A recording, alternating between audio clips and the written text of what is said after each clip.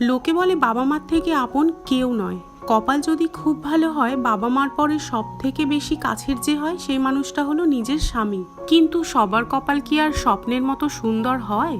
তুমি যাকে ভালোবেসে নিজের ঘর বাড়ি বাবা মা সব কিছু ত্যাগ করে তাকে আপন করে, তার সংসারটাকে আপন করে তার কাছে আসবে, আর যখন ধীরে ধীরে জানতে পারবে সে তোমার আসলেই নিজের নয়, একটা মেয়ের কাছে তার থেকে বড় দুঃখ আর কিছুই নেই। শ্বশুর বাড়িতে সবাই খারাপ হোক, কিন্তু যদি স্বামী পাশে থাকে না, তার থেকে বড় আর কিছুই হয় না। একটা মেয়ের জীবন কিন্তু বিয়ের পর সত্যিই পাল্টে যায়, সেটা ভালো দিক থেকে হোক আর খারাপ দিক থেকে। কপালে যতটুকু আছে ততটুকু তো হবেই, তবুও কি বলতো, জীবনের পার্টনার চুজ করার সময় চোখ নাক মুখ কান সবকিছু খুলে রেখে তবেই ভালোবাসার মানুষটাকে জীবনে বেছে নিতে হয়। ভালোবাসায় অন্ধ হয়ে গিয়ে যাকে তাকে জীবন সঙ্গী বানানো, এটা কোনো বুদ্ধিমানের কাজ নয়।